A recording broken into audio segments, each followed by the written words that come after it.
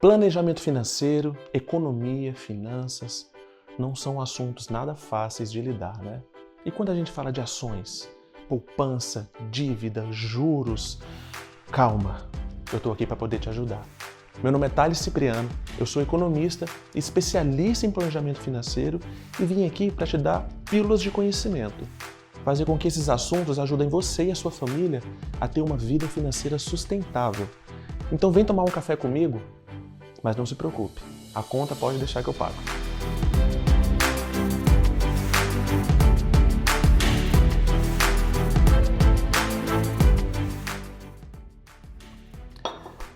Imagine-se num relacionamento. Pode ser um relacionamento amoroso, familiar, com seu melhor amigo ou até com seu animalzinho de estimação. Para qualquer tipo de relacionamento dar certo, o que a gente precisa fazer? Cuidar, valorizar e principalmente proteger. No programa de hoje eu vou falar de uma ferramenta financeira de proteção para aqueles que a gente mais ama. Proteger contra um quê? Contra qualquer imprevisto que pode acontecer. Seja, por exemplo, o diagnóstico de uma doença grave, que deixa a pessoa que você mais ama acamado. Como ela vai cuidar das finanças dela naquela situação? Ou até pior, um falecimento de um arrimo financeiro e que deixa a família inteira desassistida. Existe ferramenta no mercado financeiro para isso, para proteger as pessoas que a gente mais ama, fruto de um imprevisto. Mais detalhes, eu trouxe um especialista de 10 anos de mercado para que você possa entender como você consegue planejar isso e evitar essas catástrofes financeiras. Vem comigo para você conhecer um pouco mais. Bem-vindo, Adriano, tudo bem? Obrigado, Thales, pelo convite. Fiquei super feliz. Estamos aqui para bater esse papo que é super importante para a sociedade brasileira e estou à disposição. Eu quero começar quebrando um pouco o paradigma. Vamos lá. Todo mundo diz que seguro de vida, na verdade, é seguro de morte e só serve para deixar dinheiro para alguém. Mito ou verdade? Extremamente mito, porque a gente está acostumado justamente com esse seguro lá de trás, com aqueles produtos ruins, onde a gente era acostumado a receber aquelas ligações do nosso gerente do banco, né? Fala assim, me ajuda aí, eu tenho aqui uma meta para bater, tem como você fazer esse tipo de ajuda para mim em relação a esse produto? Então, esse produto era o seguro de morte, conforme você comentou. Mas hoje em dia, com a evolução das seguradoras, evolução do próprio produto, o seguro de vida a gente paga em vida, é um seguro em vida. Uhum. Então isso que você comentou da máquina, ele é super importante, porque hoje eu, por exemplo, sou também um profissional liberal, eu sou essa máquina geradora de, por exemplo, R$10 mil por mês. Então, se acontecer alguma coisa comigo, uma doença, um acidente ou alguma coisa que tira a minha força de trabalho, eu deixo de gerar esses R$10 mil mensais. Então eu preciso de um seguro de vida, tendo cobertura de acidente, de doença, conforme eu já comentei, para que isso não afete o meu planejamento, não afete a renda da minha família. E então, é curioso porque no momento de imprevisto, como você acaba de dizer, perfeito. Né, eu não apenas paro de gerar receita, paro de gerar dinheiro para mim mesmo, mas eu também gero despesa para mim mesmo. Exato, então você deixa de ser um ativo na sua família para ser um passivo. E isso é bem ruim. Na verdade não é ruim, isso é desastroso, isso pode levar a família à falência. Uhum. Então, se você me permite comentar um pouquinho sobre a minha história, lá de trás, eu perdi meu pai muito cedo, eu perdi meu pai com 14 anos de idade, e obviamente a gente não tinha essa cultura e essa organização de ter um seguro de vida, de ter um planejamento financeiro, investimentos e tudo mais. Meu pai era o pilar financeiro da família, então ele, infelizmente, acabou tendo uma doença onde ele ficou 6 meses internado. Então, voltando, ele era o ativo principal da família e no final das contas a gente perdeu o ativo e só ficamos com o passivo. Então, eu muito novo não gerava nenhum tipo de receita, só gerava tipo de despesas para minha mãe. O meu irmão também ainda estava na época, estava estudando, também não gerava receita. E a única receita da família se tornou a minha mãe. Então pensa, o pilar da família ficou acamado, 6 meses, e a única receita era a minha mãe, que era funcionária pública. Então ela teve que se desdobrar para conseguir dar uma educação para a gente e tudo mais.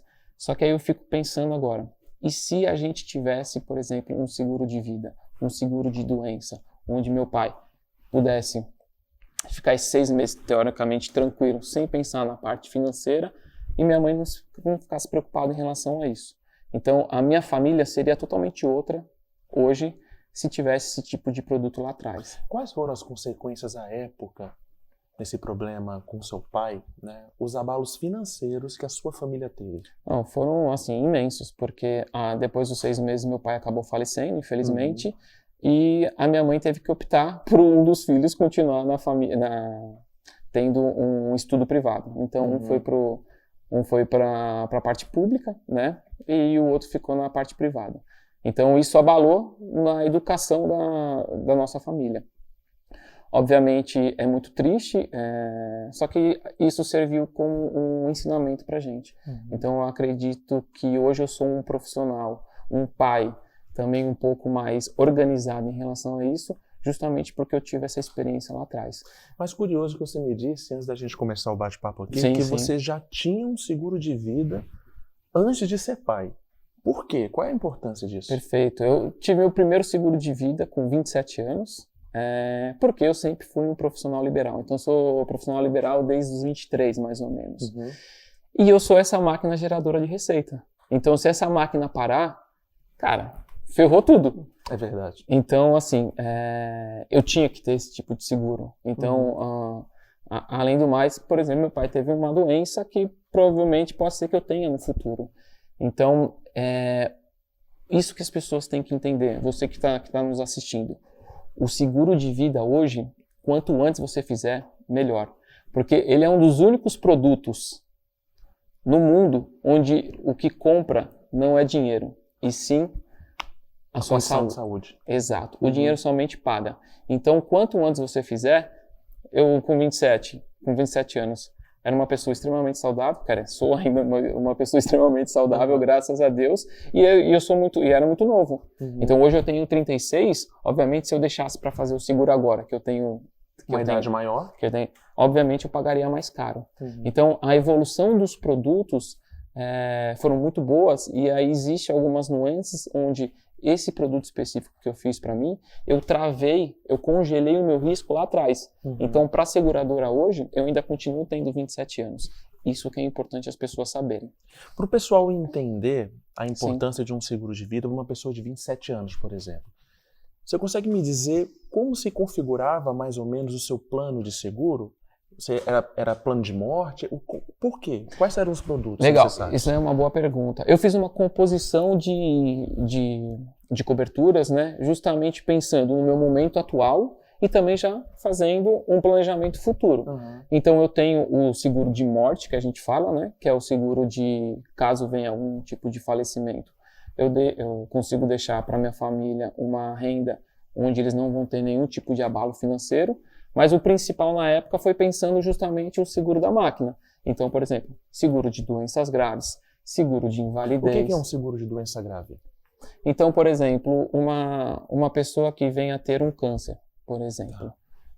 Por sinal, tem estatísticas onde fala que uma pessoa que tem esse tipo de doença, eu dei o exemplo do câncer porque, obviamente, todo mundo conhece alguém, ou da família, ou algum ente querido, alguma pessoa próxima, conhece alguém que teve esse tipo de doença.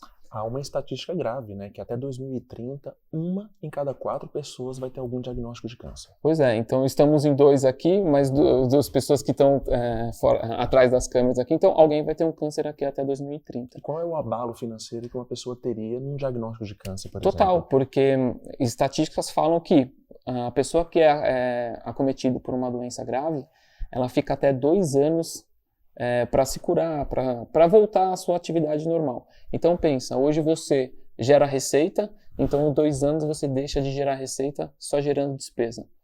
Então esse tipo de cobertura é justamente para você só pensar na sua cura, só pensar na a parte, como é que eu posso te dizer, na sua saúde mesmo, e deixar a parte financeira sem se preocupar, porque tem uma cobertura, uma seguradora por trás, que possa fazer com que você fique tranquilo em relação a isso. E se a gente for parar para pensar, contra a doença a gente não mede esforços para cura, né? Pois é. Se for necessário, eu vendo meu carro para poder pagar um tratamento. Sim, não suficiente, daqui a pouco eu estou hipotecando a minha casa. Não suficiente, daqui a pouco eu estou raspando minha poupança. né? Fruto de uma nova realidade. Daqui a pouco você está envolvendo uma família, não só a sua, mas o seu tio, o seu avô, para que todos possam fazer uma vaquinha para poder pagar aquele tratamento. Perfeito. Quer dizer, é uma depredação financeira não só minha, mas de todo um sistema. Exato. Que está em volta, envolve muita gente, famílias, amigos e tudo mais. Hoje é muito comum ver uma pessoa que tem uma doença e fazer vaquinha na internet e tudo mais, justamente para ajudar aquela família. Por que a gente não se planeja antes para evitar uma situação dessa? Tem um caso de uma brasileira agora que está nos Estados Unidos, que ela foi acometida por uma doença e está lá. Só gerando despesa. E, obviamente, a gente conhece como é que funciona a saúde americana, que ela é extremamente cara. Então, como é que fica isso? E é importante essa reflexão, porque também do que adianta você também ter todo um planejamento financeiro até essa data, mas você não tem um seguro em vida, por exemplo, e aí a ausência dele, fruto de um imprevisto, pode destruir todo o planejamento financeiro que você fez até o dia de hoje. Perfeito. Né? E olha que a gente está falando de doença grave que na teoria é temporária. Exato. Né? Quer dizer, você é acometido por uma doença. Perfeito. Você é diagnosticado. Se você tem um bom tratamento e até um bom recurso financeiro, você pode buscar a cura e você pode encontrar a cura e depois você pode voltar ao seu trabalho normalmente. Mas no caso de invalidez, por exemplo, que é vitalício, é para sempre. Uma vez inválido, sempre inválido. A invalidez ela não tem cura. Né? Até o ano passado, eu incluindo como brasileiro, o meu carro estava protegido. Né? Então, meu carro tem um seguro de carro. Se porventura alguma coisa acontecer com o meu carro, né, eu vou ganhar um carro novo, eu vou ganhar a reforma daquele carro, da seguradora, mas as minhas pernas não estão protegidas. Fiquei inválido.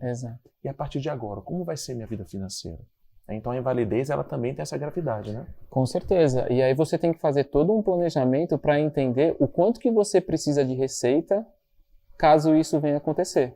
Então, por isso que é importante você sempre ter um especialista cuidando desse planejamento, porque ele tem que entender as nuances da sua vida, o quanto que você precisa, caso fique inválido, por exemplo. Obviamente a gente está falando de coisas que pouco acontece, mas quando acontece destrói famílias. Então você tem que entender, se eu ficar inválido, quanto que minha família precisa? Se eu tiver uma doença, quanto que eu preciso teoricamente nesses 2 anos?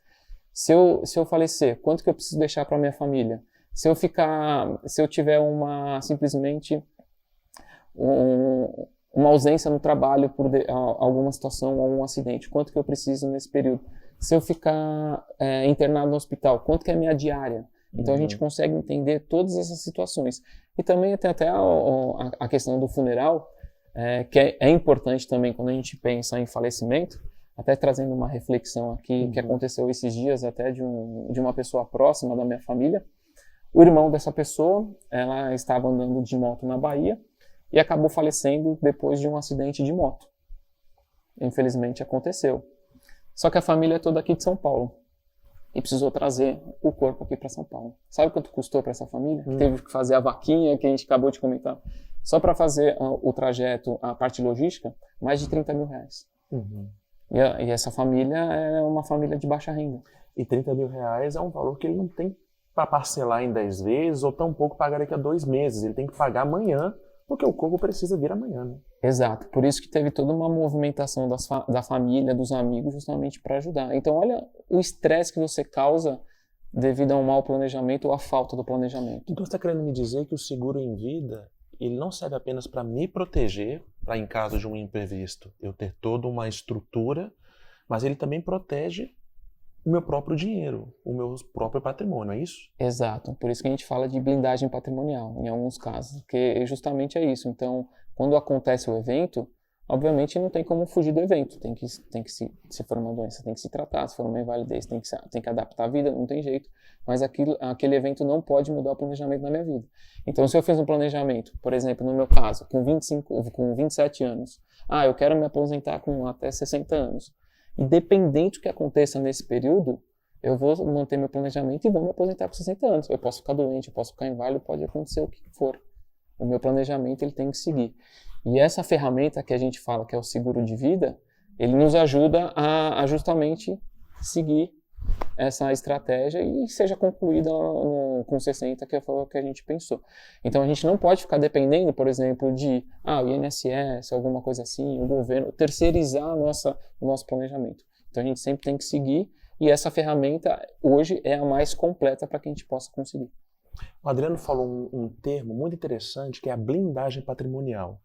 Parece um pouco confuso, mas é simples, né? Quando eu contrato uma pólice de seguro de vida, eu protejo o meu patrimônio, eu blindo o meu patrimônio. Ora, se até hoje eu consegui construir um patrimônio, eu tenho uma casa, eu tenho um carro, eu tenho uma poupança, a partir do momento que eu tenho um seguro de vida, e se algo acontece comigo, eu não preciso sacar minha poupança, eu não preciso vender meu carro e tampouco eu preciso hipotecar minha casa.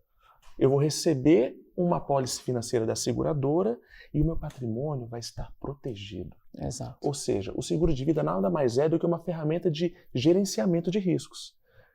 Qual é o risco que pode acontecer comigo, gerador de receita, que pode impactar o meu patrimônio?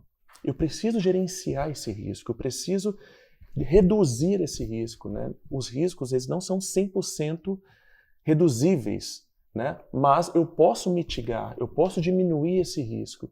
E a ferramenta de seguro de vida, ela é uma boa ferramenta para que isso aconteça, né? Exato. E também muita gente pergunta assim, mas pô, é caro, como é que funciona?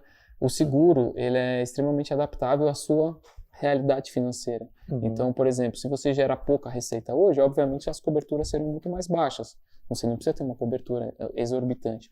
Então, o seguro e o valor, ele é adaptável à sua vida financeira daquele momento.